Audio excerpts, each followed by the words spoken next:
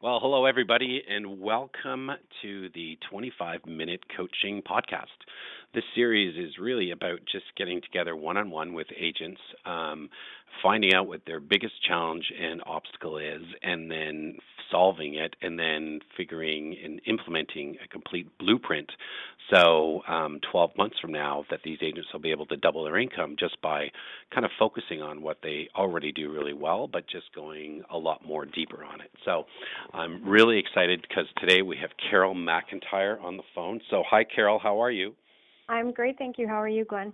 I'm doing great. So, Carole, can you just tell everyone just a little bit about yourself, where you work, what you do, how long you've been in the business for? Sure. Yep. I'm at Keller Williams Energy in Durham, so just east of Toronto. I service mostly Whitby, Ajax, Oshawa, Clarington, that marketplace. I've just started my fourth year. Keller Williams Energy is the only brokerage I've ever been at, so I love it. And I got my broker's license this year, and I'm just loving it. I think it's a great fit for me, and I enjoy every bit of it. I love getting up every day and going to work, so that's me. Perfect. Well, that's exciting. And so what is your biggest kind of challenge or obstacle that you're facing right now that you want to talk about today on today's call? I have a few challenges. I'm a bit of a control freak, so I work on my own. I don't have an assistant, so I'm sure that's part of a challenge. I also I'm sort of having trouble with the unpredictability of my business. I think I'm quite fortunate in that already I'm sort of in a repeat and refer business. I get a lot of work from past clients and friends and people that that I know or have dealt with even in other aspects of life. So, that's very flattering that they trust me with the real estate, but it is very unpredictable. So, between that and open houses, it's more about more of a steady flow. I guess those are really my two biggest challenges and sort of systems. I'm not really a systems person right now. It's all kind of in my head and in folders scattered all around my office. So I don't even think I could get an assistant if I wanted one right now because I don't even know how to describe what it is I do. So yeah, well, there's a few challenges. Okay, that's going to be exciting. I think we'll be able to figure them all out. Can you just give me a little bit maybe more depth on the open house side so everyone can listening just knows the context of what the challenge or opportunity or what you want to improve on your open houses? I think the open houses, the reason I like open houses is because most of the times they're, fairly warm leads, and I'm a very personable person. So, they come in and I, connect with a lot of people right out of the gate. And then I guess my biggest challenge is I connect with them, but then the challenge would be the follow-up and the logistics and the systemization of the leads and, tracking the leads and following up with the leads.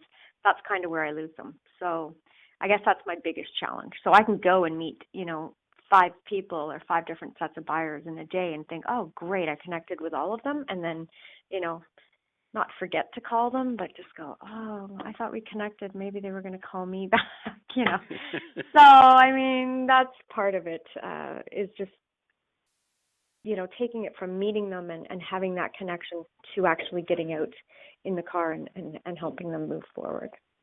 Right. Does that make sense? Yeah, no, totally makes sense. And I think it's, I'm pretty sure it's going to resonate with some of the people who are listening right now because they're probably got the exact same challenges that you have, right? What do I do? Because you're probably fairly hands-on that when you get a hot lead, you just want to spring into action and go and help them as much as they can. But you're also going to deal with the other side, which is they might not be ready or willing to move at the exact same high speed that you're ready to go to. So it's more about how do we slow it down and nurture them and be in their world so that when they're ready, you're ready, and then you can just go in and do what you do the best. Right? Exactly. And how do I not lose them? So if they're not ready today, how do I not lose them? Right. Okay. Okay. Yeah.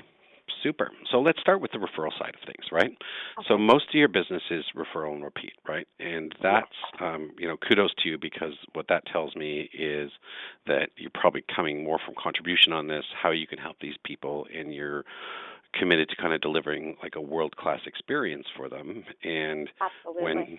people feel that you're doing that for them, they tend to easily want to refer their friends and family. Perfect. Good to hear. Right. Yeah. So, and what we know from the research is that from all of the people that you meet and do business with, 20% will refer lots of people to you. 20% will never refer anyone to you. They just like, hey, thanks, got the product, got the service, but then they just go off the grid. It's not what they do. It's not who they are. Right. So the big challenge is how do we motivate the middle 60% to kind of send you more referrals, right? Perfect. Yeah. So the first thing I want to talk about is this concept called referral chaining, right? Okay.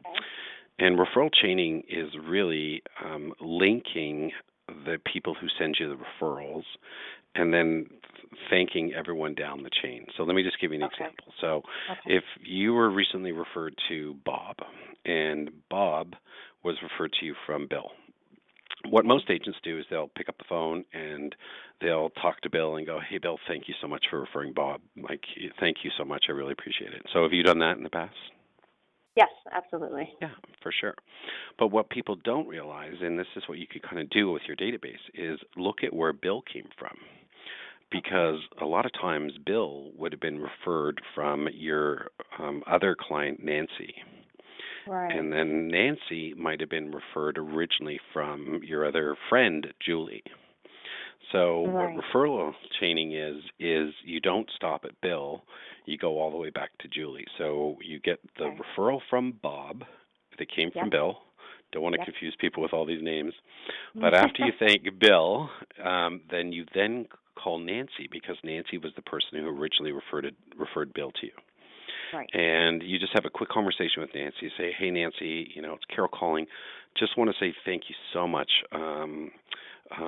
When you referred Bill to me, we found him a great place. But you're not going to believe what happened. Bill just referred one of his colleagues, Bob, to me. And none of this would have happened without you. So I just want to call and say thank you so much. You're amazing. Perfect. Okay, great. That's a great idea. Right. And then you pick up the phone and you call Julie. And you say, hey, Julie, remember when you referred Nancy to me and then Nancy referred Bill? Well, Bill just referred Bob, and none of this would have happened without you. And I just want to call to say how grateful I am and thank you so much. Okay, perfect. And then what happens when you call and make people feel good, and you don't call and go, do you have any other referrals for me? Right. What you're actually doing is you're rewarding people for the behavior that you want to get from your client base. Okay. So what's going to happen is I will guarantee you that within a week or two, you will get another referral from Julie, and you're going to get another referral from Nancy. Oh, wow. That's fantastic. Yeah, it's really cool. And you can just, so for those people listening and also for yourself, is take a look at your client base and just try to track them back and try to connect chains to where they originally came from. And then every time you get a new referral, you go back and thank everyone for the behavior they just demonstrated that you want to reward. And then people will just do it again. Excellent. And so you always call as opposed to a handwritten note. I mean, obviously I would never email, but you prefer a phone call to a note or a pop by with a gift, or what do you find in your experiences work the best for you? I think the phone call is still the most powerful way for you to communicate it. It's wonderful to send a thank you note, and someone will open that thank you note, and for that 10 seconds we'll go, well, that was really nice of her to send it. But then it's gone because another piece of paper got shoved on their desk, or their kid called, or something happened, and they've forgotten about it. So I find the connection that happens through a telephone call is by far the best way to go about this. Okay, that's good to know. I'm actually a bit of a phonophobic. I rarely call people, so so this is good to know. This is probably pointing out sort of another weak spot in my business plan. So yeah. Okay, good. Well, it's but it's most even phonophobics don't have a hard time calling somebody when they're calling to say thank you so much. Exactly. Yeah, I'm fine when I have a purpose. Yeah. So there's definitely a purpose in this. So that's great. Yeah, but you're not chit-chatty, like just for no reason, right? It'll drive you nuts, right? Exactly. Yeah, But when you exactly. call, then it's an amazing thing. So that's the number one way I would probably start, and just increasing the steady volume of referrals is just every time you get one is to go deeper on the chain. Okay, excellent. Okay, and the second thing I would do, and this is a perfect time of the year to do it.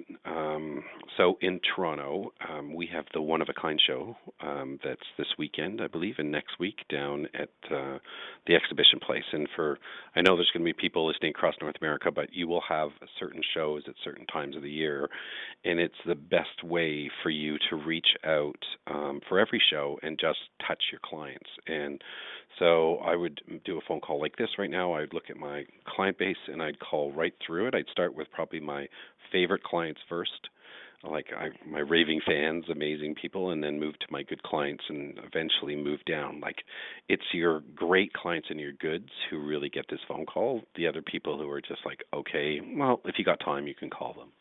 Right. So the phone call goes like this. You just go ring, ring, and they answer, and you go, hey, how are you? Jim, it's Glenn McQuitty calling. Just want to let you know I've bought you some tickets to the One of a Kind show. I was just thinking about you guys. It's a great place if you want to go and find unique gifts or presents, or even just a great time to go and get away from everything and go down to see the show. There's amazing art and crafts and everything. Have you ever been to that show, Carole? Yes, I have. Yes, I was there. It was quite a few years ago, but it was fantastic. Yeah. And what I find actually is a lot of my clients, a lot of the kind of girls or a lot of the wives will all group together, and like 5 of them will go down and just spend the day down there, right? And inevitably end up drinking a beautiful glass of white wine at 3:00 in the afternoon. So it's kind of perfect, right? Excellent. So the whole idea is you don't really care if they're going to go to the show, because that doesn't matter. It's completely secondary. It's just you're calling from contribution to say, I was thinking about you, I remember you, and I bought these tickets. And you can get them online or whatever, but it's basically $13, I think, a ticket for the show, $10 if you get them in bulk. But you can also order them by consignment. You might be a bit late because I think the show starts, and so you only get charged. But the whole idea is then you get to touch your clients 3 or 4 times. So the call is, do you want the tickets? If they do, then the next is you do a drop by and actually hand them the tickets, but don't go in or anything. Just like, hi, how are you? Hello, I'm just showing a home in your neighborhood, but I wanted to get these tickets off to you.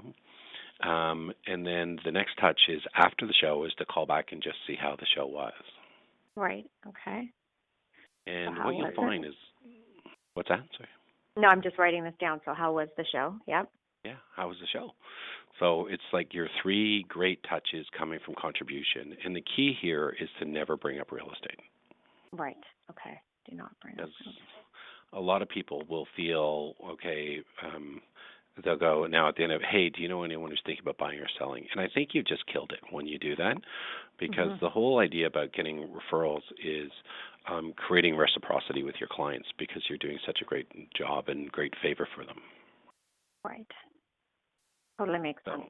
Yeah. Okay. And then the third call is, if you don't want to do the One of a Kind show, you can do this any time in the year, but my target would be everyone who bought in the last 18 months. And it's called the 2-question referral call. Okay. And so the first question is, how are you? Right. The second question is, how's your home? Great. And why this works is, so I think the record on this is I had one of my coaching clients who called 37 past clients and asked those 2 questions and got 17 referrals from them. Oh my gosh. Very cool. That's amazing.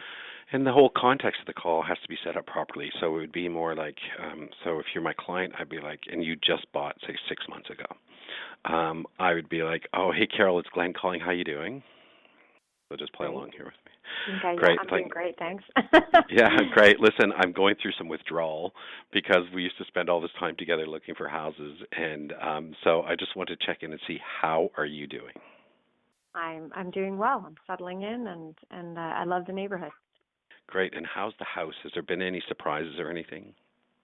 No, actually, I think we knew the roof had to be done, so we got that done in the spring. And other than that, it's been great. We love the neighbors, and we're really happy here. Oh, I'm so happy for you because I know how happy you guys were when you first bought that place.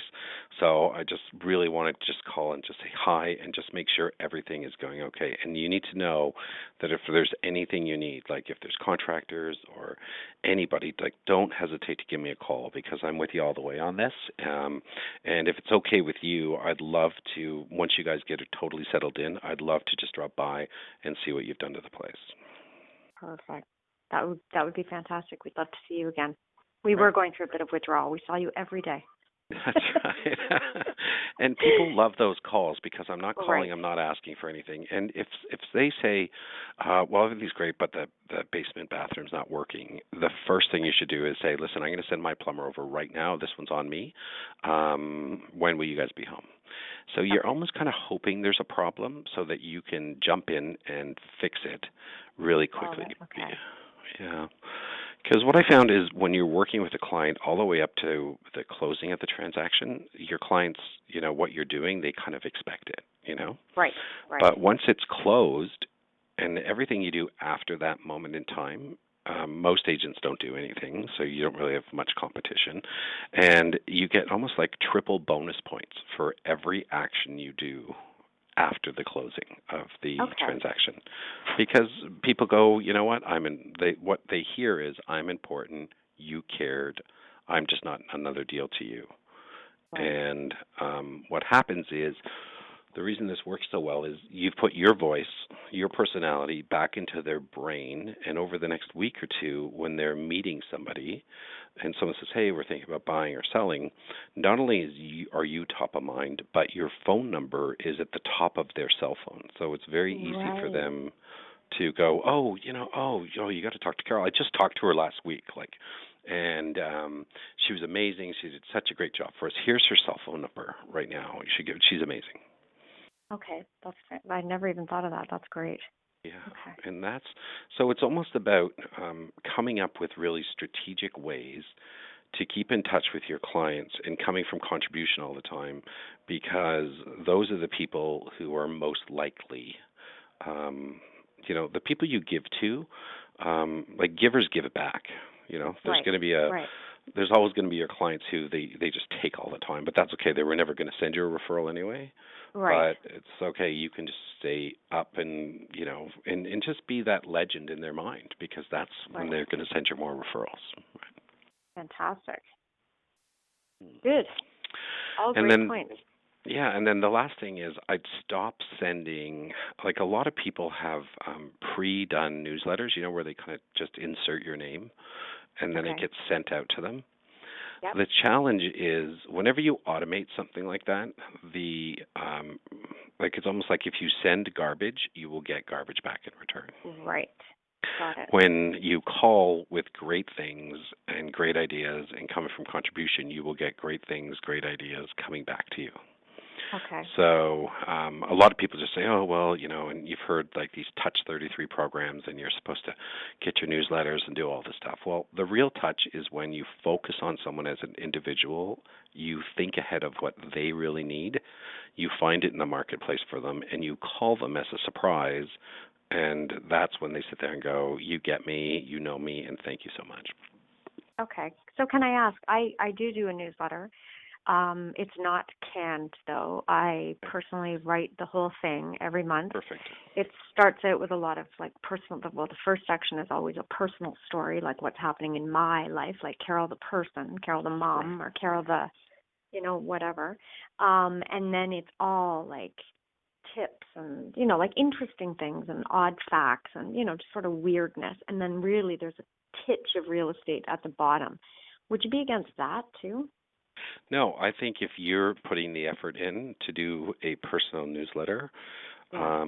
people will read it. But I would Okay. get away from doing multicolor and go into canary yellow paper. Um, Oh, so actually, it's only an e-newsletter. Oh, let's see. Okay. So E's good. The only challenge is that people do get. Do you have a way of tracking the unique opens on that newsletter? Like, do you know who's I opening? don't know. I don't think I do. At least I've never looked. Yeah, like I, there's I do get feedback. I mean, every time I send one out, I'll get anywhere from 5 to 15 people will comment on something in there. perfect. Great. And it's not always, apart from my mom, it's not always the same 5 to 10 people, That's right. so it's a mixture. Like, Yeah. for instance, for Canada Day, instead of sending the standard Canada Day thing, Happy Canada Day, I sent what my Canadian story was and how, Mm. my grandmother was supposed to be on the Titanic and didn't go on it. So I talked about all 4 of my grandparents. And then I said, what's your Canadian story? And I got back all these amazing stories. My family fled from, Thailand, and my family did this, and it was amazing. So I was really Wow. happy with that. Yeah. Yeah. So Well, I anything think that's sort of personalized is fine. yeah, and Okay. that requires them to act. That's the key. Yeah. Yeah. So Okay. the more interactive you can make it, and then what I would do is I would publish the best Canadian stories and send it back out to all my clients. Okay. Cool. Good idea. Yeah, just ask their Good idea. permission, or feature one story every newsletter and say, listen, the response has been overwhelming for these Canada stories, and they fill my heart or whatever, and I want it to fill yours. So here's the story from so and so. I mean, obviously you have to get their permission and stuff, but Yeah. yeah, anything that says you're important to me, you mean something, that's interactive, is always the best marketing. Okay. Perfect. Because what I'm finding right now is, while most people, like, we feel like we're so connected to everybody, but we're really very alone in many cases. And we all have friends, even on Facebook, who post all the time, like, here's my coffee, here's my and Yeah. kind of deep down, they're the loneliest people right now. Right. Right. So I think to cut through all the clutter, the more personal touch you can do with your clients, the more just the more tied they are to you. Because there's a really interesting stat that when they surveyed, what was it? NAR did this big survey of 100,000 sellers, and they asked them a question: would you use your agent again? And 88% said they would do it.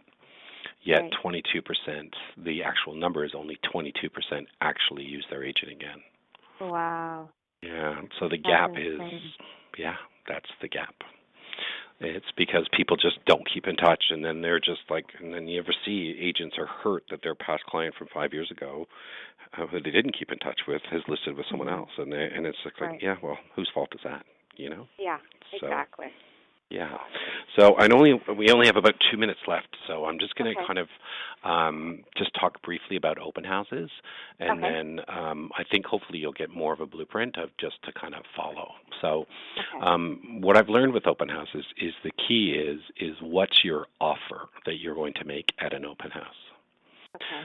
And so when people come through an open house, the best thing, I'm not a big fan of getting everyone to sign in. Okay. There are some agents who do, and like, this is just my opinion people are listening to today. So because I just don't believe in starting a relationship off with a lie sometimes, which is, Right. for security reasons, show me your driver's license and sign Right. in. Because Right. people, I find, are annoyed when you call them anyway afterwards. So Right. I just welcome them. I go, hey, thanks a million for coming in. I really appreciate you taking the time out. I'm going to feel free to walk through the house. I'm not going to point out the kitchen or the dining Yeah. room. I know you're smart enough for that. But, for security reasons, I do have to hover around, because I'm just responsible. And Right. but I'm here if you have any questions, and great. And then once they finish, the key question to ask everybody is, what have you done so far? Right. Right? Okay. It's a one open-ended question, no yes, no answer.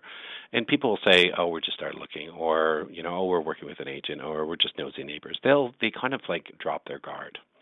Right. And then I start thinking, well, what's an offer that I could make to kind of start converting these people? And the offer I would always make is, if they say, oh, we just started looking, I'd say, oh, well, you know what, would you like me to send you a free list of the top 10 homes in the neighborhood? Like, it's no cost, no obligation. I'll send it by email. And some people say no, and other people go, yeah, that's great. And the moment they say that is the moment Yeah. you have permission to go into buyer consultation. And then Okay. there's just the 4 simple questions. What is the perfect home, perfect area, perfect time frame, and perfect price? And then you send it to them. And then in there's another offer that says, would you like to go on a free, no hassle, no obligation orientation tour? We're going to see 8 homes. You're not allowed to buy one that day. We're just going to go out and look. I want to see what your money and expectations are, you know? Okay. Perfect. And the Not more you allowed to buy can, one. yeah, can't buy. Well, the more you make it so easy for people to do business with you, the easier it becomes. And, Okay. you know, so you were mentioning earlier about, how do I I want to follow up with people, but sometimes I feel I'm too aggressive or pushing them too much. And it's just Mhm. like the way you get over that is give them an offer, and not everyone's going to take it, but the people who Right. are ready will take the offer, and then that's where you start to kind of put your energy towards. So Perfect. So I'm not really just scrambling after a bunch of people. I'm honing in on the people that are serious now. yeah, and if you Perfect. focused on I only need to pick up one client per open house instead of Right. 20 leads, you'll find that your conversion rate will go up because it doesn't matter. You're just like, not you, not you, not you, not you, not you, you. Because Right. you'll start getting attracted to people who have the same mindset, values. They answer questions. They don't hide things. Like, all the characteristics you like in yourself, you'll like in Right. other people, you know. Okay. And Fantastic. then the last thing I would tell you is do sneak peek open houses for every listing, like do them on Thursday nights before the listing goes on the market. Have a wine and cheese for all the neighbors. And it's okay, if you have time, to do open houses during the week between 6 and 9 p.m. because you'd be surprised at how many people will stop by those open houses. Okay. Fantastic. Yeah. I've So, never tried that. yeah. So did you get a pretty good understanding there? Does that Oh give you a yeah. bit of a blueprint to follow? Absolutely. Lots and Okay. lots of scribbling. Wow. Okay. Well, Carole, thank you for your time on this call. Just stay on the Thank line, you. though, okay? But I Okay. just wanted to really thank you and just say, you're incredible, and I hope that helps. And here's to doubling your income in 2016. Awesome. Thanks so much, Glenn. Okay.